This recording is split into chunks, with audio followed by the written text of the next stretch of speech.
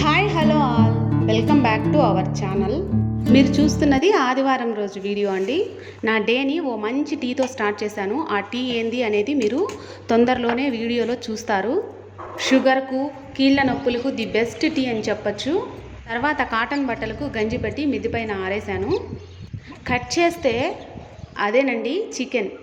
Sunday కదా, ఈరోజు menu ఏంటంటే chicken dum biryani, leg piece, mutton curry. Dum biryani కోసం మనం ఫస్ట్ మంచిగా క్లీన్ చేసినటువంటి చికెన్లో ఫ్రెష్గా దంచినటువంటి అల్లం వెల్లుల్లి పేస్టు, పసుపు, కారం, ఉప్పు, దాల్చిన చెక్క, లవంగాలు, కొత్తిమీర, పుదీనా ఇవన్నీ వేసి, అలాగే కొంచెం గరం మసాలా, చికెన్ మసాలా పౌడర్ వేసి, అలాగే హాఫ్ నిమ్మ చెక్క, అంటే మన చికెన్ క్వాంటిటీని బట్టి ఒక హాఫ్ నిమ్మ చెక్క వేసి మంచిగా కలిపేసేయాలి.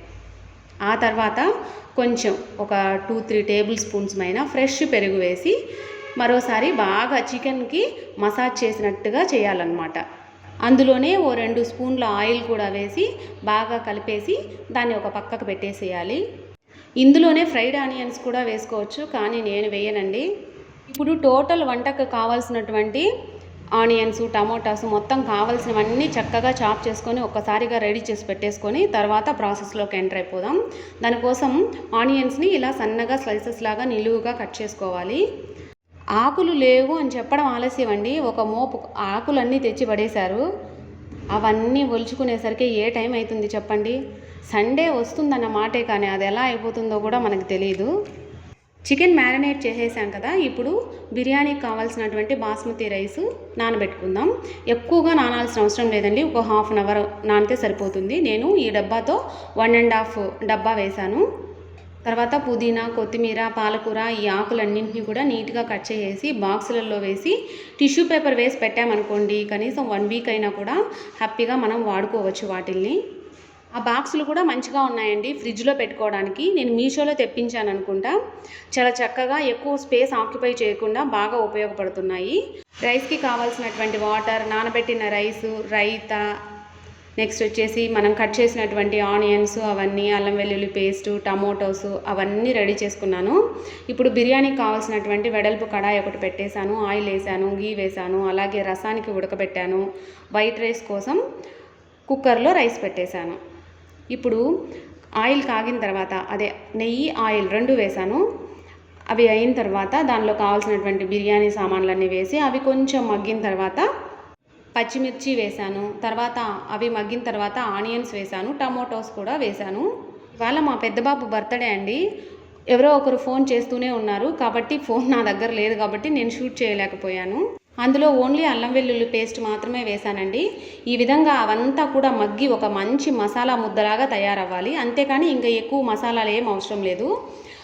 మా బాబు లెగ్ పీసులు సపరేట్గా ఫ్రై చేయమన్నాడు. అందుకోసం అవి తీసేసి మిగిలినటువంటి పీసెస్ అన్నీ కూడా ఒక 3/4 కేజీ దాకా పైనే ఉండొచ్చు. వాటిలన్నిటినీ కూడా వేసేసి మంచిగా కలిపేసి మగ్గనివ్వాలి బాగా. ఆనియన్స్ మంచిగా ఎర్రగా, అంటే మాడిపోకుండా ఎర్రగా బాగా వేగితే మన బిర్యానీ సూపర్ టేస్ట్గా ఉంటుంది. దానిలో కేవలం 1 స్పూన్ ధనియాల పొడి, ఒక 2 స్పూన్లు అల్లం వెల్లుల్లి పేస్టు, ఒక 4 టమోటాస్ అవి మాత్రమే వేస్తాను. ఇంక నేను ఎటువంటి మసాలాలు వేయను. తర్వాత చివరగా మనము మ్యారినేట్ చేసినటువంటి గిన్నెలో ఒక చుక్క నీళ్ళు వేసి అవి దానిలో వేసి అది ఒకవైపు మగ్గుతూ ఉంటుంది. ఈలోపు మనము రైస్ని సైడ్కి ఉడికించుకోవాలి. అందుకోసము గిన్నెలో వాటర్ వేసి, అంటే రైసు మళ్ళీ మనం వంచేస్తాం కాబట్టి కొంచెం ఎక్కువ వాటరే వేసుకోవాలన్నమాట. ఆ వాటర్లో 4 పచ్చిమిరపకాయలు, బిర్యానీ సామాన్లు వేసుకోవాలి. ఉప్పు కొంచెం ఎక్కువగానే వేసుకోవాలి, ఎందుకంటే మనం వంచేసిన తర్వాత సాల్ట్ అనేది తగ్గిపోయి అన్నంలో కరెక్ట్గా సరిపోతుంది. ఎసరు మరిగిన తర్వాత నానినటువంటి బియ్యం అందులో వేసేసి ఒక 70% వరకు ఉడికించుకోవాలి. అది ఉడికిందా లేదా 70% అనేది మనకు ఎలా తెలుస్తుందంటే, ఒక అన్నం మెతుకుని ఒకదాన్ని తీసుకుని మధ్యలోకి తుంచితే మరీ ఎక్కువ పలుకు ఉండకూడదు, అట్లా అని మెత్తగా కూడా ఉండకూడదు. అప్పుడు మనకి ఇది 75% ఉడికింది అనేది అర్థమవుతుంది. వేలుతో తుంచినప్పుడు కొంచెం పలుకుంటే సరిపోతుంది. తర్వాత అవన్నీ కూడా వాటర్ అంతా డ్రైన్ చేసేసుకొని మనం మంచిగా ఉడికించినటువంటి చికెన్ ఉంది కదా, అందులో ఒక లేయర్ లాగా వేసేయాలి. మనం ఎక్కువ క్వాంటిటీలో చేసేట్టుగా ఉంటే వేరే పాత్ర తీసుకొని చికెన్ ఒక లేయరు, రైస్ ఒక లేయరు అలా కూడా వేసుకోవచ్చు. మేము ఎక్కువ క్వాంటిటీ ఏం చేయడం లేదు కాబట్టి ఒక లేయర్ మాత్రమే సరిపోతుంది. మనం వంచుకున్నటువంటి గంజిని ఒక 2-3 గరిటెలు రైస్ మీద వేసేసి ఒక స్పూన్ నెయ్యి వేసి కొంచెం చిటికెడంతా గరం మసాలా, చికెన్ మసాలా పొడి వేసేసి, ఎందుకంటే అది వైట్ రైస్ కదా, అందులో ఫ్లేవర్ ఏమి ఉండదు కాబట్టి పైన కొంచెం ఫ్లేవర్ కోసం మాత్రమే చికెన్ మసాలా కొంచెం, గరం మసాలా కొంచెం వేసేసి మూత వేసి దాని మీద ఏదైనా కొంచెం బరువు పెట్టేసి ఒక 10 to 15 మినిట్స్ పెట్టేసామనుకోండి, మంచిగా రైస్ అనేది ఉడికిపోతుంది. చూసారు కదా, హోటల్ స్టైల్లో, హోటల్ కంటే ఎక్కువ టేస్టీగా సూపర్గా ఉంటుంది. సింపుల్ బర్త్డే సెలబ్రేషన్స్తో మళ్ళీ మీ ముందు ఉంటాను. Until then bye. సబ్స్క్రైబ్ చేసుకోండి.